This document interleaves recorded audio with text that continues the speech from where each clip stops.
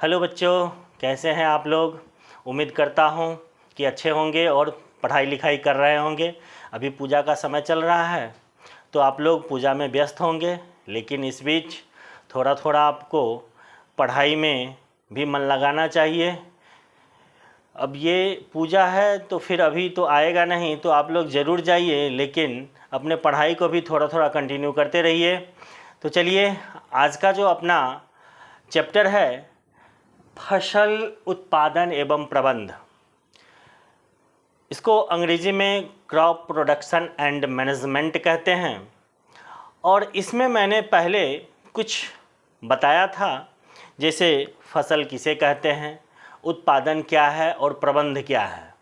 तो इस पर हम थोड़ा चर्चा कर लेते हैं, जिससे आपका रिवीजन हो जाएगा और फिर आपको पता चलेगा कि इसके अंदर और क्या क्या पढ़ना है। तो चलिए, सबसे पहले मैंने बताया था फसल किसे कहते हैं। तो जब एक ही किस्म के पौधे को एक बड़े स्तर पर, बड़े पैमाने पर उगाया जाता है तो उसे हम फसल कहते हैं। एक ही किस्म के पौधे को और बड़े स्तर पे, यानी एक पौधा अगर कहीं लगा देंगे तो वो फसल नहीं होगा, तो एक ही तरह के पौधे को एक लार्ज स्केल पे अगर उगाया जाता है तो उसको फसल कहते हैं। जैसे गेहूं का फसल, धान का फसल कहीं भी लगाते हैं तो हम एक पौधा नहीं लगाते हैं, एक बड़े मास पे, मतलब एक पूरे खेत में एक ही तरह का पौधा लगाते हैं, तो इस तरह इसे हम फसल कहेंगे। उत्पादन क्या है? जब इसी फसल को आप उगाते हैं और उसको उपयोग के लायक बनाते हैं, यानी ये जो फसल पूरा उगाने का जो प्रक्रम है और उसको उपयोग में मतलब लाया जा सके, इस तरह का अगर बनाते हैं तो यह फसल उत्पादन हो गया। और प्रबंध का मतलब है मैनेजमेंट से, यानी मैनेजमेंट यानी फसलों को किस तरह से अच्छे तरीके से रख रखाव किया जा सके, यानी सुव्यवस्थित तरीके से किसी भी वस्तु को अगर रखा जाता है तो उसको उसका प्रबंध कहा जाता है। तो अगर फसल के प्रबंध की बात करते हैं तो फसल के रखरखाव की बात करेंगे, यानी जब हम उगा लिए, उत्पादन कर लिए और उत्पादन के बाद उसको सही से नहीं रखेंगे, उसका मैनेजमेंट सही नहीं होगा तो फिर वह फसल ज़्यादा दिन तक उपयोग के लायक नहीं रहेगा। तो हमको फसल अगर देखते हैं तो उत्पादन और प्रबंध ये सबसे महत्वपूर्ण कड़ी है। उत्पादन के लिए भी हमको कुछ चीज़ों पर ध्यान देना पड़ता है और प्रबंधन के लिए भी आपको ध्यान देना पड़ता है। तो यहाँ एक चीज़ है कि अगर आपने फसल उगा लिया और उसका प्रबंध नहीं किया, अच्छे तरीके से रखरखाव नहीं किया, तो फिर उस उगाने का कोई मतलब नहीं बनता है, वो फसल धीरे धीरे खराब ही हो जाता है। तो हमको फसल उगाने से लेकर के और उसके रखरखाव यानी प्रबंध की व्यवस्था की समुचित जानकारी होनी चाहिए। इसलिए आपके इस चैप्टर में फसल उत्पादन और प्रबंध की बात की गई है। तो चलिए हम लोग इसके आगे बात करते हैं कि अब भारत में उगाई जाने वाली फसलों के बारे में बात करते हैं, जो आपका टॉपिक है। तो भारत में मुख्यतः दो फसल उगाई जाती है, पहला खरीफ, दूसरा रबी। तो चलिए चलते हैं। भारत में उगाई जाने वाली फसल, भारत में उगाई जाने वाली फसल, सबसे पहले है खरीफ फसल, यानी KHARIF, खरीफ। और दूसरा है रबी, दूसरा है रबी फसल।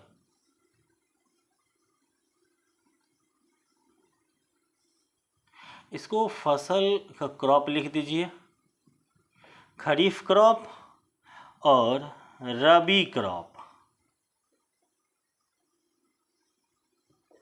देख लीजिए, ये खरीफ और रबी है, दो तरह का फसल है।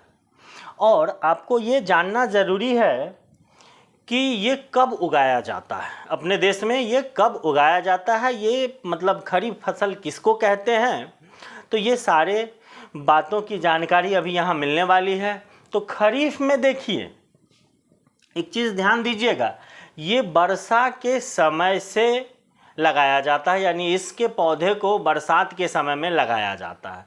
यानी वर्षा का समय अपने पास कब आएगा, तो ये वर्षा के सीजन में लगाया जाता है, बरसात के मौसम में। और वर्षा करीब करीब जून से शुरू होता है, तो ये बरसात के सीजन में लगाया जाता है। और ये जो रबी है ये ठंड यानी शीत ऋतु में, शीत ऋतु में,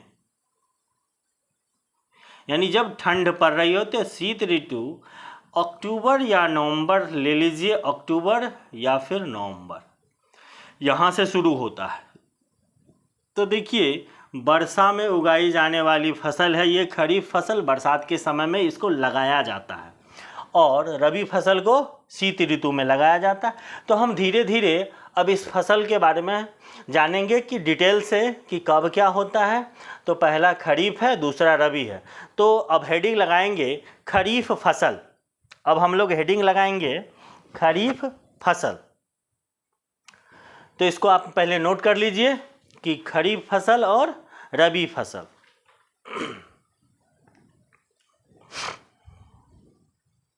तो पहला खरीफ है,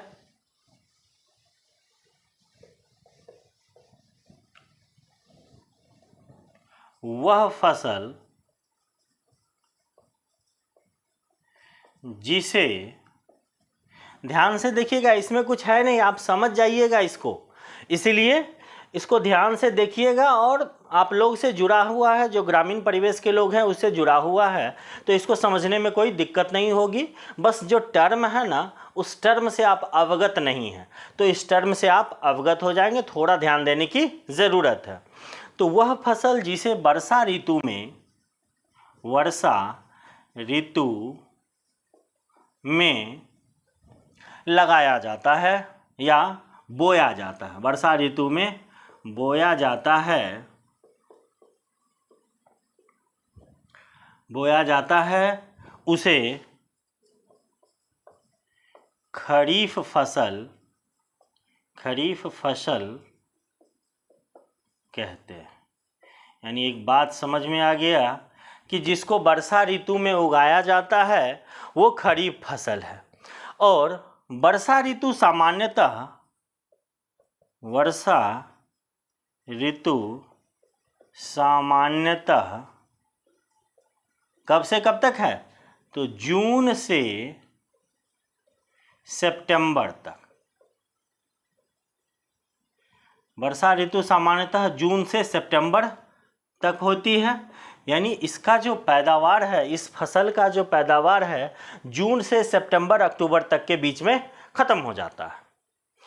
तो एक बात समझ में आ गया कि खरीफ फसल वर्षा ऋतु में बोया जाने वाला फसल है, यानी जून में लगाया जाता है और सितंबर अक्टूबर में काटा जाता है। तो खरीफ फसल, खरीफ फसल जून में बोया जाता है, बोया जाता है, और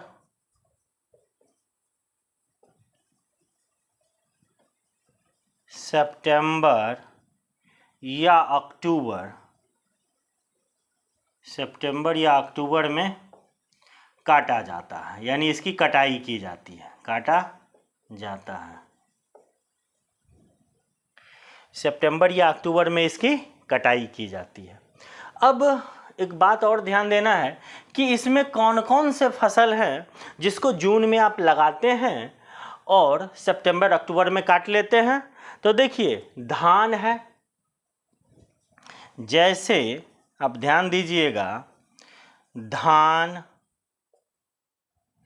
धान तो आप देख ही रहे हैं, मक्का, धान हो गया, मक्का हो गया, सोयाबीन हो गया, मूंगफली हो गया, सोयाबीन, मूंगफली, ये सारे फसल इत्यादि, ये जो सारे फसल हैं ये क्या हैं, आपके खरीफ फसल हैं। और एक चीज़ जो आपको एग्ज़ाम पॉइंट ऑफ व्यू से ज़्यादा पूछता है, आप एग्ज़ाम जैसे ही लिखने जाएंगे तो यहाँ से एक ऑब्जेक्टिव क्वेश्चन बनता है, उसके बारे में मैं बता दूं कि कपास के बारे में। कपास एक स्टार देकर के आप एक पॉइंट लिख लीजिएगा कि कपास एक खरीफ फसल है। कपास एक खरीफ फसल है, यानी कपास के बारे में आपसे निश्चित पूछेगा, एग्ज़ाम में बराबर पूछता है ये कि कपास किस तरह का फसल है, तो खरीफ फसल है। तो एक बात आ गया समझ में कि अगर एग्ज़ाम पॉइंट ऑफ व्यू से पूछेगा तो मैक्सिमम चांस रहता है कपास का। और इसका जो ड्यूरेशन है क्रॉप का, खरीफ फसल का, वो जून टू सितंबर अक्टूबर है। जून से सितंबर या अक्टूबर, सितंबर या अक्टूबर, यानी इसकी जो खेती की जाती है वो जून जुलाई से लेकर के सितंबर अक्टूबर तक की जाती है। तो यहाँ पर आपने क्या देखा कि खरीफ फसल जून जुलाई में लगाई जाती है और सितंबर अक्टूबर में काटी जाती है। तो इस तरह के फसल को हम खरीफ फसल कहेंगे। तो चलिए इसको नोट कर लीजिए, हम इससे आगे बढ़ेंगे। इस फसल में देखिए एक बात और यहाँ पर आपको समझ में आनी चाहिए कि ये जून जुलाई का जो मौसम होता है गर्मी का मौसम होता है। कैसा मौसम होता है? गर्मी का मौसम होता है, बहुत ज़्यादा गर्मी होती है। तो इस तरह के फसल को उगाने के लिए आपको गर्मी भी चाहिए, और गर्मी पड़ेगा तो सिंचाई के लिए पानी भी चाहिए, यानी सिंचाई भी ज़्यादा करनी पड़ती है। इस तरह के फसल को उगाने के लिए गर्मी ज़्यादा चाहिए और सिंचाई चाहिए। गर्मी ज़्यादा होगा तो सिंचाई करना पड़ेगा, क्योंकि मिट्टी अगर सूख जाएगी तो फसल नहीं होगा। तो इस तरह के फसल के लिए आपको गर्मी भी चाहिए होता है और सिंचाई भी चाहिए होती है। ठीक है, चलिए तो इसको मिटा दें। तो ये आपका खरीफ फसल हो गया। अब चलते हैं रबी फसल की ओर।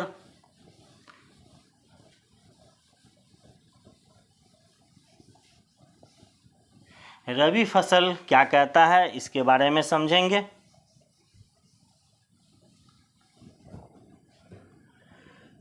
दूसरा है रबी फसल। देखिए बार बार यहाँ पर जो है रबी फसल, यानी रबी क्रॉप,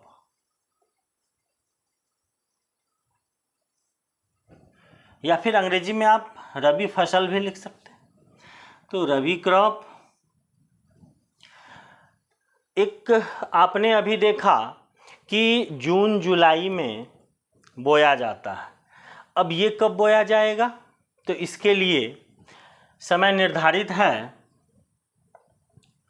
अक्टूबर नवंबर, यानी जब शीत ऋतु का प्रारंभ होता है उस समय इसकी बुआई की जाती है, और मार्च या अप्रैल में इसकी कटाई की जाती है। तो देखिए यहाँ पर इसकी बुआई हो जाएगी और मार्च अप्रैल में इसकी कटाई हो जाएगी।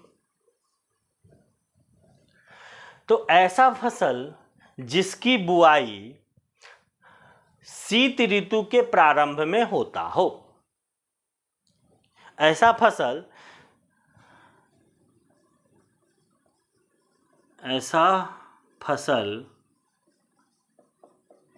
जिसकी बुआई शीत ऋतु के प्रारंभ होते ही शुरू हो जाए तथा शीत ऋतु के समाप्त होने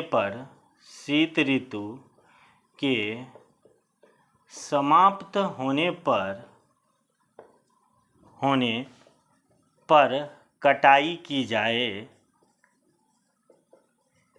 जाए, कटाई की जाए, वैसे फसल को, ऐसा फसल जिसकी बुआई शीत ऋतु के प्रारंभ होते ही शुरू हो जाए और तथा शीत ऋतु के समाप्त होने पर कटाई की जाए, उसे क्या कहेंगे? रबी फसल। रबी फसल कहते हैं। अब देखिए यहाँ पर मैंने दो चीज़ बता दिया है कि इसकी बुआई अक्टूबर नवंबर में हो और कटाई अप्रैल मार्च में या मार्च अप्रैल में हो। इसको आप ध्यान से देखेंगे तो ऋतु आधारित फसल है। ये क्या है? ऋतु आधारित फसल। अब इसका एग्जाम्पल आप देख लीजिए। सबसे पहले जैसे में आप देख लेंगे, जैसे गेहूं, सरसों, ये दोनों आप लोग ग्रामीण परिवेश में देखते ही होंगे कि जैसे ही दुर्गा पूजा समाप्त हुआ, और दुर्गा पूजा अक्टूबर में समाप्त हो जाता है, तो अक्टूबर में ही गेहूं की बुआई शुरू हो जाती है। अक्टूबर नवंबर में गेहूं की बुआई शुरू हो जाती है। तो ऐसे फसल क्या है जिसकी बुआई शीत ऋतु के प्रारंभ होते, शीत ऋतु हमारा अक्टूबर नवंबर में शुरू हो जाता है, तो गेहूं की बुआई शुरू हो जाती है। तो गेहूं को क्या कहेंगे? रबी फसल कहेंगे। और गेहूं के भूसा को रबिया का भूसा ग्रामीण परिवेश में कहा जाता है। तो आप लोग, और इसकी प्रकृति है, भूसा बहुत गर्म होता है। तो एक बात जो आपने देखा कि अगर जो लोग ग्रामीण परिवेश से हैं वो गेहूं और सरसों से अवगत हैं, सरसों वही जिससे हम लोग सरसों तेल निकालते हैं, वही काली सरसों, पीली सरसों, जो भी है वही सरसों है यहाँ पर। तो आप लोग इससे अवगत हैं तो आपको समझने में परेशानी नहीं होगी। चलिए, तो इसमें और भी चीज़ें हैं, जैसे चना, मटर इत्यादि। क्या है? ये सब इसी मौसम में लगाए जाते हैं खेत में, ठंड के ऋतु में, और इसको ठंड समाप्त होते ही काट लिया जाता है। तो रबी फसल किसे कहेंगे? ऐसा फसल जिसकी बुआई शीत ऋतु के प्रारंभ होते ही शुरू हो जाए और शीत ऋतु के समाप्त होने पर इसकी कटाई की जाए, उसे रबी फसल कहते हैं। अब देखिए, दो तरह के फसल आपने देखे। दो तरह का फसल क्या क्या देखा आपने? एक रबी देखा, एक खरीफ देखा। अब रबी और खरीफ में दोनों को देखिएगा तो एक का खरीफ का है जून से अक्टूबर, सितंबर अक्टूबर, तो अक्टूबर ले लीजिए, और ये खरीफ है। और एक है अक्टूबर या फिर नवंबर ले लीजिए, नवंबर से मार्च या अप्रैल तक, तो अप्रैल लिख लेता हूँ, ये रबी हो गया। अब देखिए, इस दोनों के बीच में कुछ खाली समय बचता है, अप्रैल से जून या जुलाई तक। तो ये बीच के समय में भी कुछ किसान ऐसे होते हैं जो फसल उगा लेते हैं। ये बीच के समय में भी कुछ किसान ऐसे हैं जो फसल उगा लेते हैं, जैसे खीरा हो गया, एकदम मीठ गर्मी का टाइम होता है, उसमें तरबूज हो गया, जो आप लोग देखते ही होंगे। तो ऐसे फसल को, जो दोनों पीरियड है ना, खरीफ का और रबी का, इस दोनों के बीच में जो फसल उगा लेते हैं उसको जायद फसल कहते हैं। तो एक तीसरा फसल यहाँ से आपको समझ में आ गया कि वैसा फसल जो खरीफ और रबी के बीच में उगाया जाए, यानी रबी और खरीफ के सीजन के बीच का जो ड्यूरेशन होता है, उस अगर ड्यूरेशन में एक फसल उगाया जाता है उसको कहेंगे जायद फसल। तो चलिए इसको लिख लीजिए। अब इसको मिटाते हैं।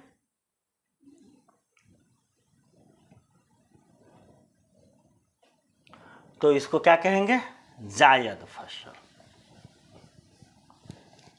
देखिए, इसमें कुछ है नहीं, बस आप थोड़ा सा ध्यान दीजिएगा, रबी खरीफ ये सब समझ में आने लगेगा।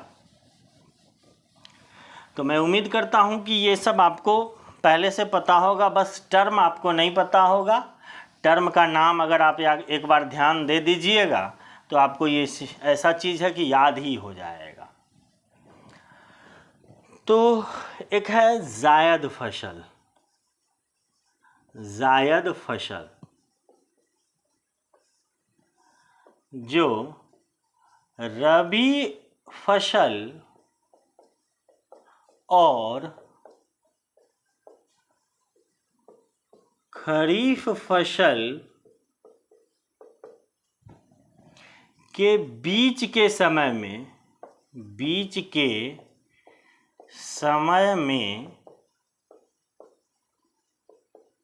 उगाई जाए।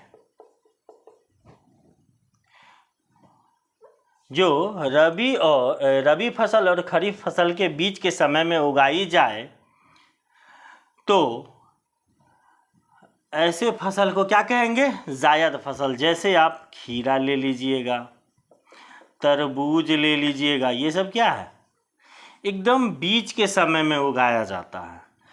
तो इस ऐसे फसल इत्यादि ऐसे फसल को आप क्या कहेंगे? जायद फसल।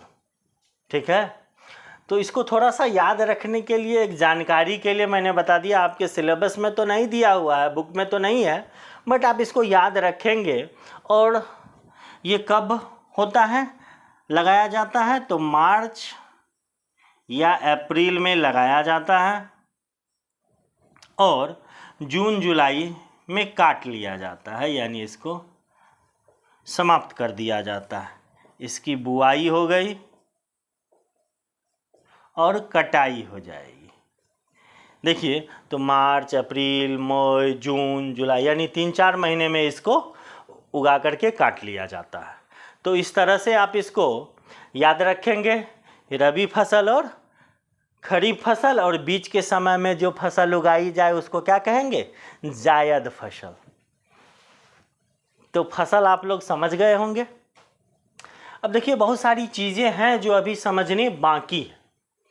जैसे कृषि का ही है तो बहुत सारा चीज़ अभी सिर्फ भारत में उगाई जाने वाली फसल है। अब फसल कैसे उगाएंगे इसके बारे में भी तो बात करना है। आप ग्रामीण परिवेश में देखते ही होंगे कि फसल कैसे उगाई जाए, तो इसके बारे में भी बात करना पड़ेगा। ठीक है, तो अब जो फसल उगाने की पद्धति है, यानी कृषि पद्धति, अपने यहाँ किस तरह की कृषि पद्धतियाँ हैं, क्या क्या उसमें क्या कहते हैं टर्म सब आएंगे। जैसे कि मिट्टी को तैयार करना कृषि पद्धति है ना। कृषि कैसे करते हैं, वो पूरा सिस्टम है कि एक से एक, मतलब 1 बाय 1 करके हर एक लेयर को हम लोग पार करते हैं। जैसे मिट्टी को तैयार करना, तो मिट्टी को तैयार करने के बाद ही उसमें कुछ करेंगे। तो सबसे पहले हम लोग ध्यान देंगे कृषि पद्धति में है मिट्टी को तैयार करना। तो इसको लिख लीजिए, फिर आगे बढ़ते हैं। अब बताएंगे कि कैसे मिट्टी तैयार किया जाता है, क्या क्या काम होता है।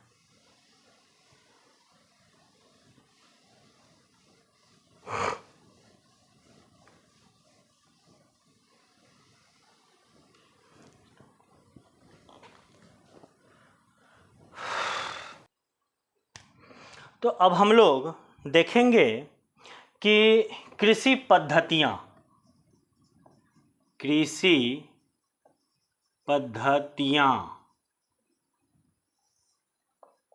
यानी कौन कौन सी कृषि पद्धति है। तो सबसे पहला है मिट्टी तैयार करना। मिट्टी तैयार करना, जब मिट्टी तैयार हो जाएगा, यानी आप लोग भी देखे होंगे कि सबसे पहले कोई भी फसल अगर लगाना हो तो सबसे पहले हम लोग मिट्टी तैयार करते हैं, उसके बाद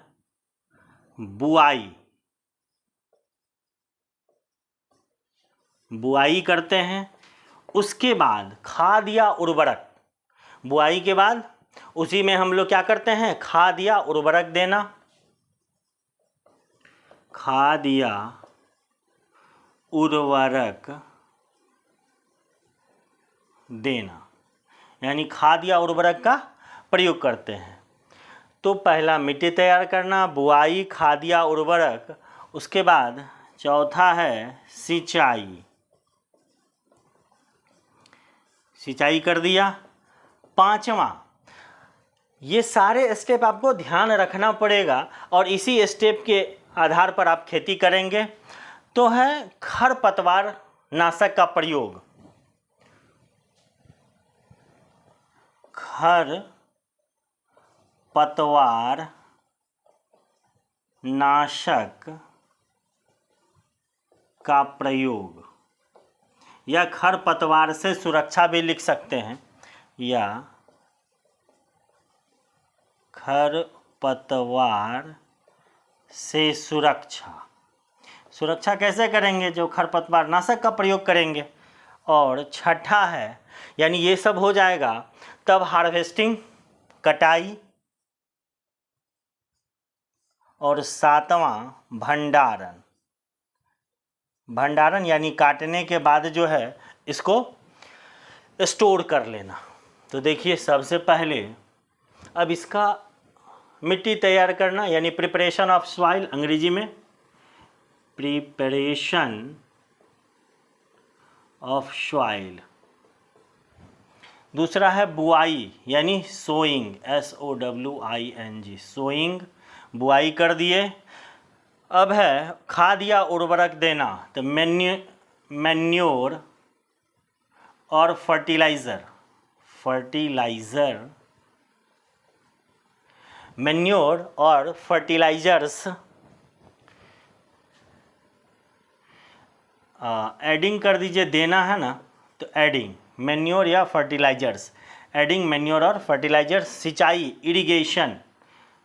इरिगेशन।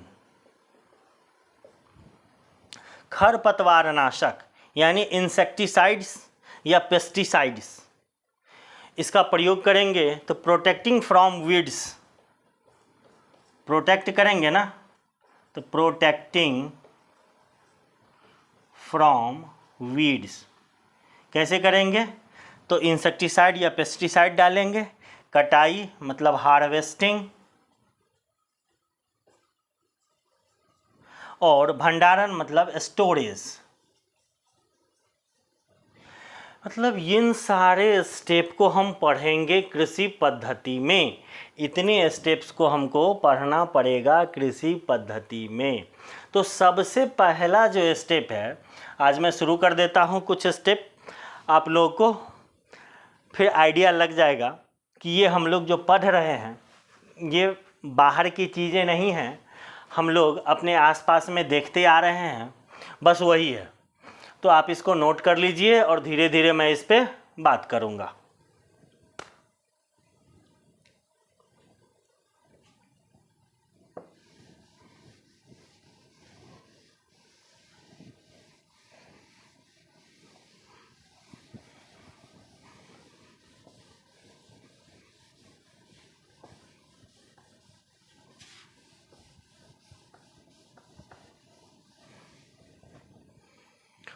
तो देखिए, सबसे पहला जो था ना, वो पॉइंट था मिट्टी का तैयार करना, मिट्टी को तैयार करना।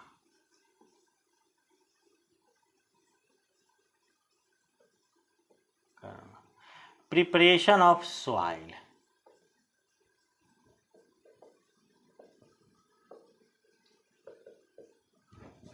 देखिए, अब सबसे पहले आप लोग ग्रामीण परिवेश से हैं, तो आप लोग भी खेत में गए होंगे और देखे होंगे कि मिट्टी कैसे तैयार होता है, मतलब उसकी जुताई करते हैं। जुताई क्यों करते हैं ये समझना पड़ेगा कि हम लोग जुताई क्यों करते हैं।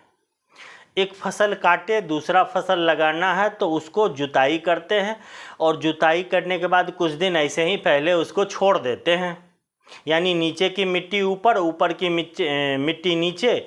ऐसा करने से क्या होता है कि हवा जो है नीचे तक पहुंचती है, मिट्टी के नीचे तक। एक बात और ध्यान रखिएगा, मिट्टी जब तैयार करते हैं तो फसल उगाने के लिए ऊपरी मिट्टी की जो ऊपरी परत है वह ऊपरी परत कुछ सेंटीमीटर यानी कुछ सेंटीमीटर 5, 6, 7 सेंटीमीटर यानी ऊपरी परत का कुछ सेंटीमीटर ही फसल को मतलब फसल का उत्पादन करती है। यानी उसी में वह जो कुछ सेंटीमीटर नीचे तक जो ज़मीन है वही आपके फसल के उत्पादन के लिए रिस्पॉन्सिबल है। अगर उसमें आपका उर्वरक जो डालते हैं सो, सिंचाई जो करते हैं सो, या फिर जो हमारा नेचुरल जो है एक अर्थवर्म यानी अर्थवर्म जो ऊपर की मिट्टी को नीचे और नीचे की मिट्टी को ऊपर करता है, वो भी हमारे खेत को एक तरह से जोतता ही है। यानी ऊपर की मिट्टी नीचे, नीचे की मिट्टी अगर ऊपर करती है तो इससे हमारे मिट्टी की उर्वरा शक्ति बनी रहती है, हवा उसके अंदर तक जाती है और जिससे फसल का उत्पादन अच्छा होता है। तो एक बात, जो हम लोग फसल उगाते हैं ना, वह ऊपरी परत के कुछ सेंटीमीटर नीचे तक ही फसल को लगाते हैं। यानी ज़्यादा नीचे हमको जाने की ज़रूरत नहीं है।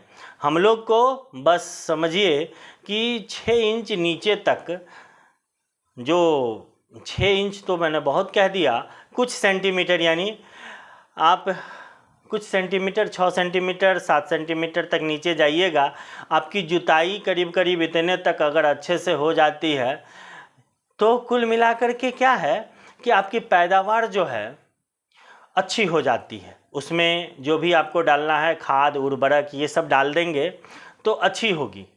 अगर यहीं पर आप मिट्टी को उलट पलट नहीं करेंगे तो उसमें हवा का प्रवेश नहीं होगा, तो क्या होगा, मिट्टी के नीचे हवा नहीं जाएगी। और हवा जो है एक बहुत ही रिस्पॉन्सिबल फैक्टर है किसी भी फसल की पैदावार को अच्छी करने में। यानी अगर आप नहीं जोतते हैं, अगर मिट्टी बैठ गई, अगर आप उसकी निराई गुड़ाई या थोड़ा सा जो आप करते हैं वो अगर नहीं करते हैं तो क्या देखते हैं कि मिट्टी का लेयर अगर बैठ गया तो नीचे मिट्टी के नीचे हवा प्रवेश नहीं कर रही है। हवा प्रवेश नहीं कर रही है तो आपका फसल अच्छा नहीं होता। तो हम लोग पहले ही क्या करते हैं कि जुताई अच्छी तरह से करते हैं, यानी ऊपरी परत के कुछ सेंटीमीटर नीचे तक क्या करते हैं, जुताई करते हैं। अब जुताई जब करते हैं तो जुताई करने के लिए सबसे पहला जो है मिट्टी तैयार करने में फैक्टर आ गया जुताई, यानी प्लॉइंग, PLOUGHING। अब देखिए जुताई कैसे करते हैं, ये बात समझ में आ गई कि मिट्टी को तैयार करने के लिए हम लोग जुताई करते हैं। लेकिन एक बात और भी ध्यान देना है यहाँ पर कि जुताई कैसे करते हैं। आप लोग को पता होगा कि जुताई जो है आज के समय में ट्रैक्टर के द्वारा होता है। पहला जो है अभी ट्रैक्टर के द्वारा होता है, और ट्रैक्टर का एक इंस्ट्रूमेंट है कल्टीवेटर। ये आज के समय में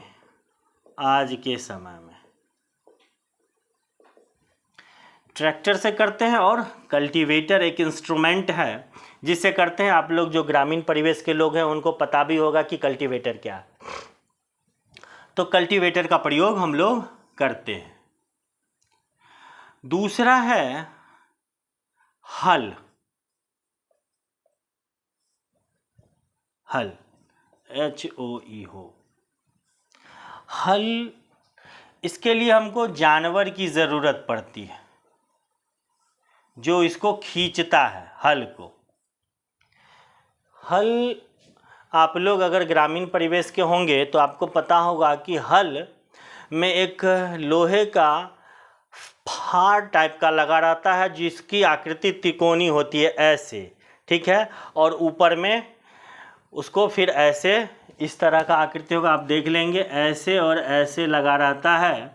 और ये जो नीचे वाला पार्ट है ये मिट्टी को खोदता है, और इसके ऊपर लकड़ी का साफ्ट लगा होता है, SHAFT साफ्ट, लकड़ी का साफ्ट लगा होता है।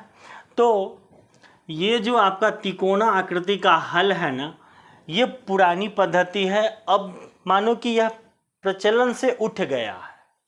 आजकल अब बहुत कम ऐसे जगहों पर इसका उपयोग होता है जहाँ पर आपका ट्रैक्टर नहीं जा सकता। तो ये पद्धति, ये प्रचलन से उठ गया है, लेकिन अभी भी कहीं कहीं आपको देखने को मिलेगा। तो हल, और पहले एक और होता था कुदाल से। जब हल नहीं होता था तो कुदाल होता था, और जिसको आप स्पेड कहेंगे। तो छोटे छोटे भूखंड पे जहाँ पर आप देखते होंगे हल बैल नहीं जा सकता है, यानी कोई व्यवस्था नहीं है, तो वहाँ पर क्या है, ये आदमी, मनुष्य क्या करते हैं, कुदाल से मिट्टी को ऊपर नीचे करते हैं। यानी गांव घर में इसको कहते हैं तम देना। आप लोग को नहीं पता होगा, लेकिन गांव घर की जो भाषा है उसको कहते हैं तम देना, खन देना। तो इस तरह से कुदाल के द्वारा भी मिट्टी तैयार की जाती है। तो बड़े भूखंड पे हम लोग जो है सो कल्टीवेटर का प्रयोग करते हैं। ऐसा भूखंड जहाँ पर आप ट्रैक्टर नहीं ले जा सकते हैं तो हल का प्रयोग करते हैं, यहाँ जानवर को ले जा कर के इसके द्वारा। और जहाँ पर जानवर भी नहीं जा सकता तो वहाँ पर आदमी कुदाल लेकर के जाएगा और इससे खेती करेगा, यानी मिट्टी को ऊपर नीचे करेगा। तो इस तरह से मिट्टी को तैयार कर देगा। ठीक है, तो आज के लिए इतना ही। ये सब टॉपिक जो है मिट्टी को तैयार करना, आज इतना ही पे रहने देते हैं। फिर अगले क्लास में हम लोग इसके आगे जो बुआई है, खाद या उर्वरक है, फिर सिंचाई है, फिर खरपतवार नाशक है, फिर कटाई है, फिर भंडारण है, तो ये सारा जो स्टेप है एक 1 बाय 1 करके हम लोग इसको पढ़ेंगे, अच्छे से पढ़ेंगे, जिससे आपको पता चलेगा। तो एक बात ध्यान रखिएगा कि ये कोई नया चीज़ नहीं है, आप लोगों से जुड़ा हुआ चीज़ है। आप लोग अपने मन से भी अगर थोड़ा सा ध्यान दे दीजिएगा तो सीख जाइएगा। और मेरा बताने का मुख्य उद्देश्य यही है कि आप अच्छे से इसको जान लें और अपने दैनिक जीवन, मम्मी पापा को भी बताएं कि नए नए उपकरण के बारे में। और आप विद्यार्थी हैं तो इन सारी चीज़ों की जानकारी होनी चाहिए। आप ही पर भविष्य या यह देश जो है सो निर्भर करेगा। तो आपको यह जानकारी होनी चाहिए। अब पता नहीं कब कौन क्या बनेगा, तो हर एक चीज़ों की जानकारी जो आपके सिलेबस में है उसकी होनी चाहिए। तो देखिए, कामयाबी हाथों के लकीरों में नहीं, माथों के पसीनों में होती है। तो आप मेहनत करेंगे, हाथ की लकीर पर ध्यान नहीं दीजिए। हो सकता है आपके हाथ की लकीर में कुछ और कहती हो, लेकिन अगर आप मेहनत करेंगे तो आप ज़रूर अपनी ज़िंदगी में सफल होंगे। लेकिन एक बात ज़रूरी है कि सफलता ऐसे ही नहीं मिलती है, लगातार मेहनत करना पड़ता है। और कंटिन्यूअस मेहनत कीजिए। यही जो आप अभी पढ़ रहे हैं, इसी पर आपका एक क्या कहते हैं लक्ष्य निर्धारित करके और एक ऐसा मुकाम, एक मंजिल का निर्धारण होगा जो आप यहीं से तैयारी शुरू करेंगे तो अपने मंजिल की ओर अग्रसर होंगे। तो ठीक है, आज के लिए इतना ही। अगर ये वीडियो अच्छी लगे तो सब्सक्राइब कर दीजिए, लाइक और शेयर कर दीजिए। बहुत बहुत धन्यवाद।